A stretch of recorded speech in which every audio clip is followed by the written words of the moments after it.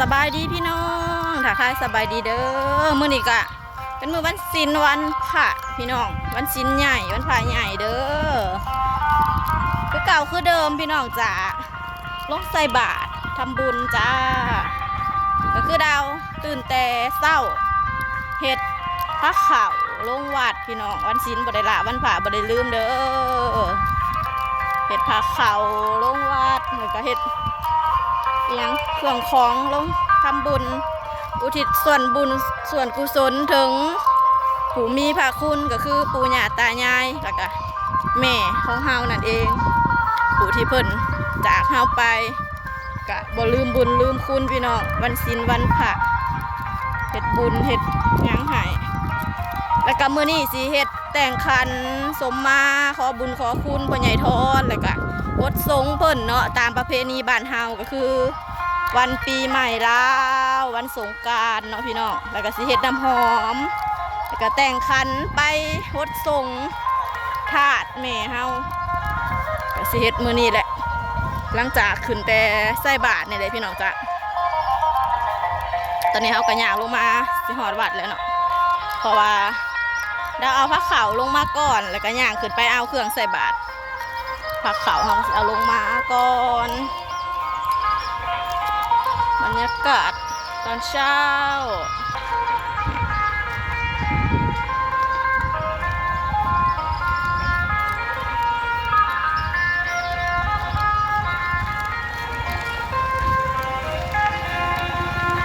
ก็คือเขากับบริไปทางใดพี่น้องสงกรานต์มันแดดพี่น้องจะเมื่อยก็เลยบริไปสงพระก็ปกติหลายคนมันก็จะไปหาหล่อสงพระเก้าวัดนั่นนี่เนาะ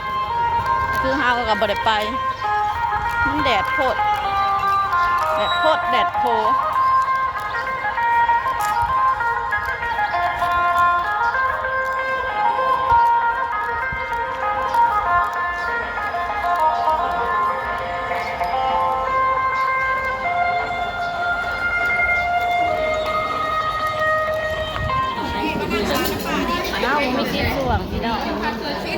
นาเบียจะไปดีป้าลุงอันนาเบียก็เลอเห็นอะไรลูกตัวยาดูโอ้ยลูกจะมารอดบาปปุ๊บเอานาเบียก็มาใช้บาทคนหลายพี่น้องเหมือนนี่มันชิ้นใหญ่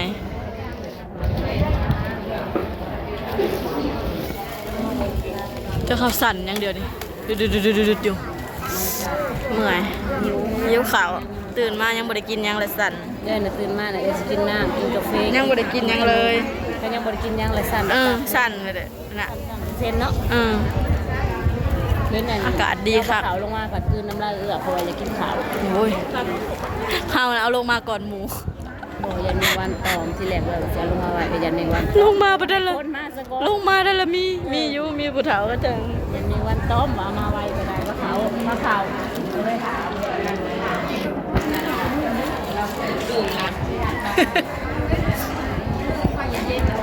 บายดีพี่น้องมันขาวมันเหลืองฟ้าใหญ่นะ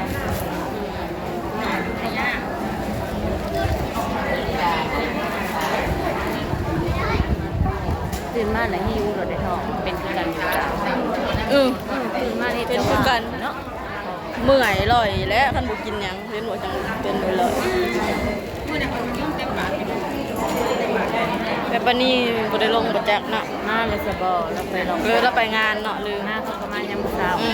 มีแต่เด็กๆกันเลยบ่ได้มากลางคืนดอกน้องไผ่บ่ได้ลงมาแต่บาทบอกมาอยู่ที่พ่อใหญ่ป่ะไปแทนเด้เ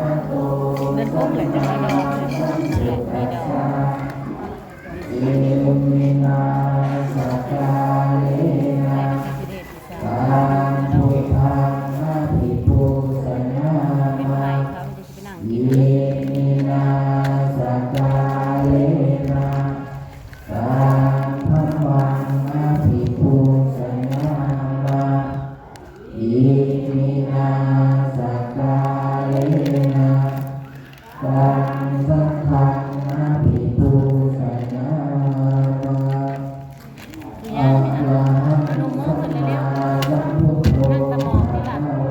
ระเบียร์มีเสียงแล้วว่าคือเสียงคือจะใส่ขึ้นแล้วว่าฟังฮักใช่แล้วเงยน้องคนนั้น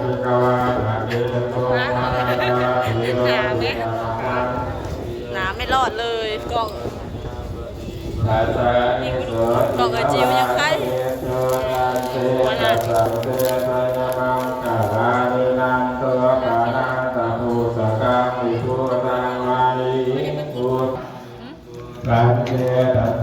ไม่ต้องใส่เสื้อคนงามเนาะอะไรจะขับรถว่าจะได้นะก็เลยว่านักแข่งขับไปคือสิเลิศเลยเล่นบอลดามมาชวนนักแข่งขับลูกนาโรยิตายาสาปะกายยังปุเรตาวะปะนิสาปะปัญโจสะเมียงจนเป็นหอยตอนนี้เขาก็ใส่บาตรแล้วเลยพี่น้องหาผ้าขาวเห็ดผ้าขาวลงมาเพื่อนเอาขาลงให้ต้นงานโยมสตาบาทเฮาลงมาโฮดมาส่ง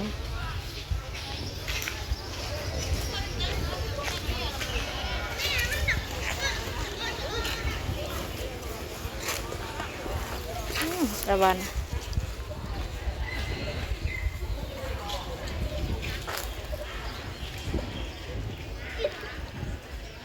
เดี๋ยวไผ่ไปได้ถ่ายคลิปบ่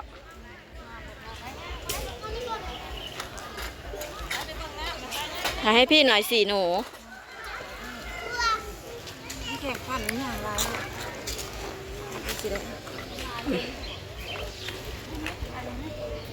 งามเลยงามนะกล่องน้ำไม่รอดสักเท่าไหร่ของล้างน่ะรอดอยู่แต่วันนั้นพี่ลูกกันมาดิ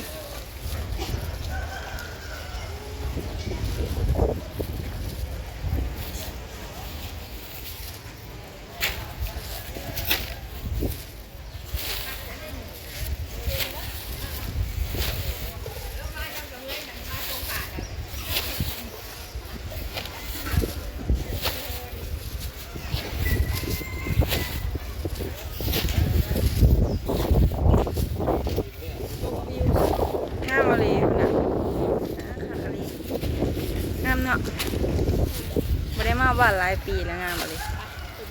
เอาวิวกันเด้อเมื่อกี้ยังคันๆเลยเด้อไปเบิ่งวิวบัด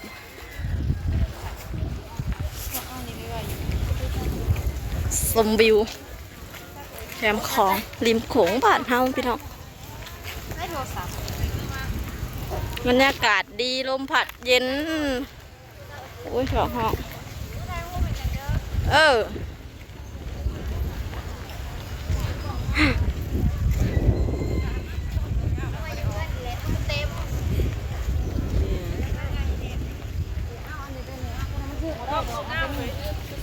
เดี๋ยวมืออื่นมือฮื้อเขาก็จะได้ขามดอนเนาะดองเลยเราจะไปถ่ายบรรยากาศงานดองอีกเนาะเป็นมือบุญพดลวายได้เนาะจะสิเอาลูกไปผากไว้น้ำปลาไปบังหนาวหรอมันก็เลยแบบอยากเล่คือโบเล่เนาะก็ทำเห็ดเดินเพื่อนไหนกันเท่าไหร่โอเคจ้ะพี่น้องเดี๋ยวจะสิขึ้นกินข้าววัดได้มือนี่กินข้าววัดกินข้าววัดพี่น้องท้าเอาผ้าขาวโอเคเด้อสำหรับคลิปนี้เราก็ขอจบคลิปไปเพียงจำเนียกันพี่น้องพอกันคลิปหน้าจะสบายดีปีใหม่พี่น้องอยู่ดีมีแห้งสุขภาพแข็งแรงเฮงๆรวยๆเด้อจ้า